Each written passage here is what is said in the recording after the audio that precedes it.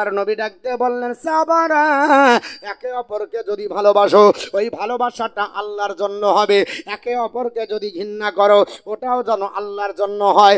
আল্লাহর জন্য ভালোবাসলে আল্লাহ তোমার আপনার জায়গা আরশের নিচে দান করবে। আল্লাহর জন্য যদি ঘৃণা করো ওটাও তোমার জন্য আরশের নিচে জায়গা হবে। বলে হুজুর আল্লাহর জন্য ভালোবাসা বুঝি ঘৃণা কেমন করে করতে হবে? কোনো ব্যক্তি যদি খোদাদ্রোহী হয় তাকে ভালোবাসা চলবে না, যদি রসুল বিরোধী হয় ওকে ভালোবাসা চলবে না, দ্বীন ইসলামের যদি বিরোধী হয় ওকে ভালোবাসা চলবে না, হাদিস কোরআনের বিপক্ষে কথা বলে ওকে ভালোবাসা চলবে না। হোক চাহে মুসলমান চাইতে অমুসলিম, যেমন সালমান রুশদি কোরআনকে দ্য স্যাটানিক ভার্সেস বলেছিল, কোরআনকে করে আপনার শয়তানের বাক্য বলেছে, ওকে ঘৃণা করা ওয়াজিব হয়ে যাবে। তসলিমা নাসরিন নবীর বিরুদ্ধে স্লোগান দিয়েছিল, আজানকে বেশ্যা নারীর আহ্বান বলেছিল, তাকে ধিক্কার জানালে আল্লাহর নবী বলছে তোমার আরশের নিচে জায়গা হবে। ও আপনার বলা হয়েছে 2000 সালে, আপনার 2020 সালে দিল্লির সরজমিন থেকে নামধারী মুসলমান ওয়াসিম রেজভি বলে আল্লাহর কোরআনে 26টি আয়াতকে রিমুভ করতে বলেছিল। এই হারামখোরকে অন্তর থেকে আপনারা ভালোবাসেন, আপনার জায়গাটা আরশের নিচে হবে। ভারতবর্ষের মাটিতে পৃথিবীর জমিনে নূপুর শর্মা এবং নবীন জিন্দাল আল্লাহর নবীকে কলঙ্কিত করেছে। আপনার বলা হয়েছে মা আয়েশার বিরুদ্ধে, আপনার বলা হয়েছে আপনার কটূক্তি মন্তব্য করেছে, তাকে ঘৃণা করা অজীব হয়ে যাবে। আজ বর্তমান যুগে অনেক জায়গাতে আল্লাহর নবী সম্পর্কে বলছে। কয়েকদিন আগে আপনার বলা হয়েছে মহারাষ্ট্রের মাটিতে আল্লাহর নবীর বিরুদ্ধে স্লোগান দিয়েছিল, আল্লাহর নবীর আপনার অবমাননা করেছে। এই সমস্ত ব্যক্তিদেরকে ঘৃণা করবেন, আল্লাহর আপনার আরশের নিচে জায়গা হবে। এদেরকে অন্তর থেকে ভালোবাসা চলবে না, এদের সঙ্গে মহব্বত করা চলবে না, এদের সঙ্গে আপনার আলাপ আলোচনা চলবে না, এদের সঙ্গে কোনো ভ্রাতৃত্ব চলবে না। কারণ যারা রসুলের হবে না, কোরআনের যারা হবে না, আমরা তাদের কোনোদিন আপনার ভালোবাসবো না।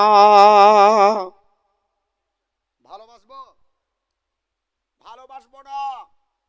শুনে রেখে দেন, আপনাদের বলি, যারা এই কোরআনের বিরুদ্ধে আঙ্গুল তুলেছে তারা পৃথিবীর জমিনে নাস্তানাবুদ হয়েছে। আরে নাবিল জিন্দার নূপুর শর্মা আর আপনার তসলিমা নাসরিন আর সালমান রুশদি এবং আপনার ওয়াসিম রেজভি আরো কত আপনার বলা হয়েছে বেরিয়েছে দিল্লির সরজমিন থেকে এবং আমাদের কলকাতার মাটিতে। এক হারামখোরের আপনার ওরসজাত মেয়ে, যাকে যদি আপনার ডিএনএ পরীক্ষা করা হয় কত ছেলের সঙ্গে যে জেনা করেছে তার ঠিক নাই। এই হারামখোর আপনার মহিলা বেশ্যা নারী আল্লাহর নবীর কটূক্তি করছে এবং প্রত্যেক দিন নবীর বিরুদ্ধে কথা বলছে, ইসলাম বিরোধী কথা বলছে। তোমার মতো আপনার বলা হয়েছে বেশ্যা নারী কখনো আপনার ইসলামের ক্ষতি করতে পারে না। তুমি তো দূরের কথা, তোমার যারা পদ্মাদো ছিল পৃথিবীর জমিনে, আপনার বড় বড় কাফের ইন্টারন্যাশনাল, তারা আঙ্গুল তুলেছিল ইসলামের বিরুদ্ধে, নবীর বিরুদ্ধে, আল্লাহর বিরুদ্ধে। আল্লাহ দুনিয়াতে তাদেরকে ধ্বংস করেছে। নমরুদ চেষ্টা করেছিল পৃথিবীর জমিনে ইব্রাহিমের কলমা বন্ধ করে দেব, আল্লাহর দিনকে নাস্তানাবুদ করব। আল্লাহ বললেন, ওগো আমার নবী ইব্রাহিম তুমি ক্ষান্ত হও, ওকে মারার জন্য তোমার এত বড় নবুয়তি শক্তি দরকার নয়। আমি আল্লাহ ছোট্ট একটা ল্যাংড়া মশা দিয়েছি, ল্যাংড়া মশা তার আপনার নাকের ছিদ্র দিয়ে মগজে যখন যাবে, তার মগজকে করবে তারই দেহরক্ষী, তাকে জুতা পিটা করে জাহান্নামে পাঠাবে। আল্লাহ হাজারো জনতার সম্মুখে নমরুদকে জুতা পিটা করে লাঞ্ছিত করে জাহান্নামে পাঠিয়েছে। ফেরাউন আপনার আঙ্গুল তুলেছিল মুসা কালিমুল্লাহর বিরুদ্ধে। আল্লাহ পাক মুসা কালিমুল্লাহর সম্মান ঐতিহ্যকে বাড়িয়ে নমরুদ আপনার ফেরাউনকে পানিতে হাবুডুবু করিয়ে চিরদিনের জন্য পৃথিবীর জমিনে জাল মাছের চুক্তি করে কিয়ামত পর্যন্ত এই ধরাধামে রেখে দিয়েছে। তাকে মাটি পর্যন্ত আপনার মনে হয়েছে নষ্ট করবে না, কিয়ামত পর্যন্ত ইন্টারন্যাশনাল কাফেরের লাশ থেকে যাবে। সাদ্দাত বাদশা চেষ্টা করেছিল, আল্লাহর বিরুদ্ধে স্লোগান দিয়েছিল, আল্লাহর আপনার জান্নাতকে অস্বীকার করেছিল, পৃথিবীর জমিনে নকল জান্নাত তৈরি করেছিল, জান্নাতে ঢোকার সাহস তার হয়নি, জান্নাতের সুখ উপভোগ করতে পারেনি, জান্নাতের প্রথম গেট ভেঙে আল্লাহ চিরদিনের জন্য তাকে জাহান্নামী কুত্তা বানিয়ে দিয়েছে। পৃথিবীর জমিনে আপনার বলা হয়েছে ওইরকম আবু জেহেল, উতবা, শাইবা, আবুল আহাব, এসেছিল, আল্লাহর নবীর বিরুদ্ধে স্লোগান দিয়েছিল, তারা পৃথিবীর জমিন থেকে নাস্তানাবুদ হয়েছে। এই ভারতের মাটিতে, পশ্চিমবঙ্গের ধারতিতে, ক্যালকাটা ইউনিভার্সিটি স্বীকৃতিপ্রাপ্ত বাংলা সাহিত্যের ইতিহাস পড়বেন। লেখকের নাম আপনার বলা হয়েছে, লেখকটির নাম হচ্ছে আপনার বলা হয়েছে ডক্টর অসিত কুমার বন্দ্যোপাধ্যায়। তার লেখা একটা বাংলা কিতাব আপনার অনার্সে পড়ানো হয়। বাংলা সাহিত্যের ইতিহাস পড়বেন। আজ থেকে কমবেশ 25 বছর আগে এই আমাদের আপনার কলকাতা হাইকোর্টের প্রধান বিচারপতি ছিলেন, ম্যাডামটির নাম হলো ম্যাডাম পদ্মা খাস্তিগি। কোরআনের বিরুদ্ধে আপনার বলা হচ্ছে তিনি কেসে লড়তে চেয়েছিলেন। তার একটাই স্লোগান, কোরআন বন্ধ করে দেওয়া হবে, কোরআনের আপনার প্রচার ও প্রসার হবে না। আল্লাহ রাব্বুল আলামিন বলেন, জগৎবাসী পৃথিবীর সবার ওপর আমি কোরআনের দায়িত্ব দিই। ইন্না আপনার ওয়া ইন্না ওয়া আপনার বলা হচ্ছে শুনে রেখে দাও, না হলো ওয়া ইন মহান রব্বুল আলামিন বলে আপনার নিশ্চয় কোরআনকে আপনার আমি আল্লাহ অবতীর্ণ করেছি, আর কোরআনের সংরক্ষণ করার দায়িত্ব আমি আল্লাহ নিয়েছি। নাহনু নাযালনা যিকরা ওয়া ইন্না লাহু লাহাফিজুর, আমি কোরআনকে অবতীর্ণ করেছি, সংরক্ষণ করার দায়িত্ব আমার। এটা কোনো মোল্লার উপর নয়। আপনার পৃথিবীর জমিনে এ আপনার বলা হয়েছে ম্যাডাম পদ্মা খাস্তিগি বন্ধ করার চিন্তা ভাবনা নিয়েছিল। পৃথিবীর জমিনে মুসলমানকে লড়তে হয়নি। ডক্টর অসিত কুমার বন্দ্যোপাধ্যায় বলেছিলেন, ম্যাডাম কোরআন বন্ধ হবে না, কোরআনকে আপনার বলে হচ্ছে ধ্বংস করা যাবে না, কোরআনকে ব্যান করা যাবে না, কোরআনের প্রচার আপনার বন্ধ করা যাবে না। বলে না, কোরআনের বন্ধ হয়ে যাবে প্রচার। কোরআন থেকে আপনার মানুষের জনসংখ্যা বেড়ে যায়। কোরআন হলো আল্লাহর জ্বলন্ত মজেদা।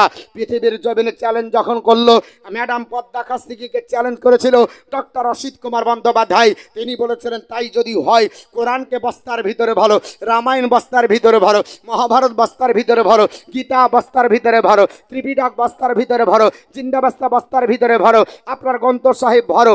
আপনার মুখ বাঁধার পরে হাওড়া ব্রিজে নিয়ে যাব, জলাশয়ে নিমজ্জিত করব, 1 বছর সময় দিব, আপনার মহাভারত তৈরি করো। ডক্টর আপনার অসিত কুমার বন্দ্যোপাধ্যায়ের উত্তর দিতে পেরেছিল না। ডক্টর অসিত কুমার বন্দ্যোপাধ্যায় ডাক দিয়েছে, বলেছিলেন, ম্যাডাম যদি আপনি বলা হয়েছে পৃথিবীর জমিনে রামায়ণ তৈরি করে দিতে পারেন, তাহলে আপনাকে বুঝবো যে আপনার বলা হয়েছে আপনার কতটা দৌড় আছে। 1 বছর সময় দেবে। ম্যাডাম বলল, সম্ভব নয়, 2 বছর সময় দেব। মহাভারত তৈরি করে দেখান, বলে তাও সম্ভব হবে না। 3 বছর সময় দেব। গীতা তৈরি করে দেখাও, সম্ভব হবে না। 4 বছর সময় দেব। আপনার 4টা বেদ তৈরি করো, সম্ভব হবে না। হিন্দু শাস্ত্রের প্রাচীন গ্রন্থ, নাম হলো তার পুরাণ, 18 খণ্ডে বিভক্ত, 5 বছর সময় দেব, তৈরি করে দেখাও, বলে সম্ভব হবে না। 6 বছর সময় দেব। ত্রিপিটক তৈরি করো, সম্ভব হবে না। 7 বছর সময় দেব। জিন্দাবাস্তা তৈরি করো, সম্ভব হবে না। 8 বছর সময় দেব। গ্রন্থ সাহেব তৈরি করো, বলে সম্ভব হবে না। বলে 8 বছর সময় দেওয়ার পরে যদি পৃথিবীর জমিনে, এই আকাশের নিচে, জমিনের ওপরে যদি কোনো আপনার তথাকথিত কিতাব রচনা না হয়, 8 বছর লাগবে না, 8 মাসের দরকার নাই, 8 দিনের প্রয়োজন নয়, মাত্র 1 দিনের আপনার 3 ভাগের 1 ভাগ, 8 ঘন্টা সময় একটা হাফেজে কোরআন মুসলমানের ঘরে ছেলে তাকে দাঁড়িয়ে দাও। আল্লাহর ইচ্ছা আপনার কোরআন আপনার সূরা ফাতিহার আলিফ লাম থেকে শুরু করবে সূরা নাসের সিন পর্যন্ত এক জায়গায় দাঁড়িয়ে আল্লাহর পবিত্র কোরআনের আপনার বলে হচ্ছে পূর্ণাঙ্গ খতম এক জায়গায় আপনার দিয়ে দিবে। জোরে বলুন সুবহানাল্লাহ। আজ পর্যন্ত ধারাপাত মুখস্থ করে কেউ আপনার A to Z বলবে সম্ভব হয় না। মাস্টার মশাই প্রাইভেট পড়াচ্ছে, 20 বছরের অভিজ্ঞতা, ওকে আপনার নামটা জিজ্ঞেস করেন, ও আপনার অঙ্ক কোষে নামটা বলবে, নামটা বই তার মুখস্থ থাকে না, একটা ধারাপাত মুখস্থ থাকে না। আর আল্লাহর কোরআন এতটি, এরকম ভলিউম, এতগুলো আয়াত, আল্লাহ রাব্বুল আলামিন 114টা সূরা দিয়েছে। মানুষের হৃদয়ের ভিতরে আল্লাহ সেভ করে রেখেছে। কোনো মোল্লার কাজকার সেভ করা জিনিস নয়। আল্লাহ মুসলমানের হৃদয়ে সেভ করেছে। কিয়ামত হয়ে যাবে, কিন্তু আমি আল্লাহর কোরআনের কোনো আপনার বলে আছে রদ বদল কেউ করতে পারবে না, ধ্বংস করতে পারবে না। যখন এই কথাটা আপনার বলে ডক্টর অসিত কুমার বন্দ্যোপাধ্যায়, ম্যাডাম পদ্মা খাস্তিগির বাকশক্তি বন্ধ হয়ে চলো, বলে 8 ঘন্টায় মুসলমানরা কোরআন তৈরি করবে। বলে হ্যাঁ, একাধিকটা নয়, হাজার হাজার কোটি কোটি হাফেজে কোরআন মুসলমানদের ঘরে ঘরে আছে। জিন্দা কোরআন যদি স্টাডি করে, তারা পড়তে আরম্ভ যদি করে, তারা তেলাওয়াত যদি করে, তো হাজার হাজার কোরআন 8 ঘন্টাতে তার জেরাস কপি বের করে দিতে পারবে, যা পৃথিবীর জমিনে বিকল্প কোন ধর্মগ্রন্থ একটা মানুষের দ্বারা সম্ভব নয়। আর এই কোরআন তুমি বন্ধ করবে। কতজন এসেছে কোরআন বন্ধ করার চেষ্টা ভাবনা নিয়েছে, চিন্তা করেছে, কিন্তু পারেনি। ডক্টর মরিস বুকাইলি সে পর্যন্ত চিন্তা করেছিল পারবে না। আপনাকে আমাকে দায়িত্ব নিতে হবে যে কোরআনের সঙ্গে সম্পর্ক করব, মসজিদের সঙ্গে সম্পর্ক করব, আল্লাহকে ভালোবাসবো। কাকে ভালোবাসবো? আল্লাহকে। নামাজ পড়বো, নামাজি হব। আপনি আল্লাহর হন, চিন্তা করতে হবে না। বলছে হুজুর এবার মুসলমানদের অবস্থা খারাপ, এবার আমাদের জ্ঞানবাপী মসজিদ যাচ্ছে, কাটরা মসজিদ আপনার গেল, বাবরি মসজিদ গেল, এবার জ্ঞানবাপী যাবে। কখনো আপনারা শুনেছেন এই জানুয়ারি মাসে 22শে জানুয়ারি যখন বাবরি মসজিদ উদ্বোধন হয়, তার 1 মাস আগে 2023 সালের ডিসেম্বরে আনন্দবাজার পত্রিকাতে একটা প্রতিবেদন ছাপা হয়েছিল। এলাহাবাদ হাইকোর্ট থেকে প্রতিবেদনটা পাবলিশ করা হয় যে 2024 সালের 22শে জানুয়ারি রাম মন্দির উদ্বোধনের পরে সর্বপ্রথম যেটাতে পদক্ষেপ করা হবে তার নাম হলো এলাহাবাদের মথুরার শাহী ঈদগাহ মসজিদ। এই শাহী ঈদগাহ মসজিদে কি আছে? তো বলছে শিবের জন্মভূমি। এর জন্য আপনার ওটাকে উদ্ধার করতে হবে। বলছে হুজুর এবার আমাদের সবকিছু কেড়ে নেবে। আরে বাপ আপনার কাছে কেড়ে নেবে। শুনে রেখে দেন, আপনি যদি মুসলমান হন, আপনি যদি আল্লাহর হন, কেউ কাটতে পারবে না। আল্লাহর রসুলের জীবনী শুনবেন, আমি ওদিকে যাব না। নাবির দাদা আব্দুল মুতাল্লিব, আব্রাহা বাদশাহ এসেছিল কাবা ঘর ধ্বংস করার জন্য।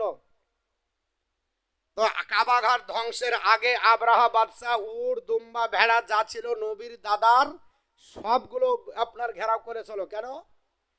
এর সমস্ত কিছু আপনার বাজেয়াপ্ত কর, তাহলে সে কি করবে? সে কাবা ঘরকে রুখতে আসবে আর তাকে পরাস্ত করে কাবা ঘর ধ্বংস করব। আব্দুল মুতাল্লিব বলেছিল ঠিক আছে, তুমি আমার ও আপনার বলে হ্যাঁ উট গলা দাও, দুম্বা গলা দাও, ভেড়া গলা দাও। আব্রাহা বাদশাহ বলেছিল অবাক হলাম, তুমি হলো কাবা শরীফের মুতাল্লি আর তুমি কাবা ঘরে চিন্তা না করে তোমার উট, দুম্বা, ভেড়া গলা চাইছো। উনি বলেছিলেন শোন আব্রাহা বাদশাহ, আমি হলাম উটের আপনার মালিক, তাই আমি আমার আপনার অধিকার চাইতে এসেছি। আর কাবার মালিক হলো আমার আল্লাহ, অতএব তার ঘর তিনি দেখবেন। তার ঘর কে দেখবে? তিনি দেখবে। তুই আল্লাহর ঘরের ওপর আপনার আঙ্গুল তুলবি, আল্লাহ তার ঘরকে নিজেই সংরক্ষিত করবে। আপনি আল্লাহর হয়ে যান, আপনাকে চিন্তা করতে হবে না, আল্লাহ আল্লাহর বান্দার সংরক্ষিত করবে। আপনি আল্লাহর হয়ে যান, আল্লাহর ঘর আল্লাহ দেখবে। আপনি আল্লাহর হয়ে যান, আল্লাহর কোরআন আল্লাহ রাখবে। এর জন্য আপনাকে চিন্তা করতে হবে না। আপনি আমি নিজেই তো ঠিক নাই। তারপরে যদি মনে করেন যে মুসলমানকে মারছে, এটা আপনার দুঃখ লাগে। মুসলমানের পরিচয়, মুসলমানের পরিচয় শুধুমাত্র আপনার গরুর মাংস দিয়ে হয় না, শুধুমাত্র খাতনা দিয়ে আর মৌলবি ডেকে বিয়ে পড়িয়ে হয় না। মুসলমানের পরিচয় হল আল্লাহর ইবাদত দিয়ে। মুসলমানের পরিচয় আল্লাহ, আল্লাহ রসুলের তাবেদারি করে। মুসলমানের পরিচয় আল্লাহ কোরআনে যা বলেছে তার উপর বাস্তবে রূপায়ণ করে। এটা হচ্ছে মুসলমানের পরিচয়। একজন মুসলমান আত্মসমর্পণ করবে আল্লাহর হুকুমের কাছে, কোরআনের কাছে, হাদিসের কাছে, তবে হলো মুসলমান। আর আজকে মুসলমান আপনার বলে আছে মসজিদ আজান হয় হাইয়া আলাস সালাহ, আর মনে মনে চিন্তা করছে মুয়াজ্জিন আর তোরাই দুইজনেই তো ভাতা পাইস, তোরাই চালা। আমাদের যেই দিন নাট বল ঢিল হবে, প্রস্রাব আর পায়খানায় এক দাঁত দিয়ে বার হবে, গিরিশ আর মোবাইল এক হবে, গ্যাস্ট্রিক কেটে যাবে, চারিদিক দিয়ে মোবাইল ছিটাবে, তখন 3 পায়ে হাঁটতে হাঁটতে মসজিদের দরজার কাছে যে বলবে মৌলভী সাহেব একটু ধরে বসিয়েলেন। আল্লাহ বলছে এবার যাবি তো কোথায় যাবি? আত্মাহিয়াত পড়ার জায়গায় ফাতিহা পড়বে, আর ফাতিহা পড়াতে জায়গায় আত্মাহিয়াত পড়বে। যখন জুয়ান ছিল তখনও যায়নি, আর এখন নাট বল ঢিল হয়ে গেছে।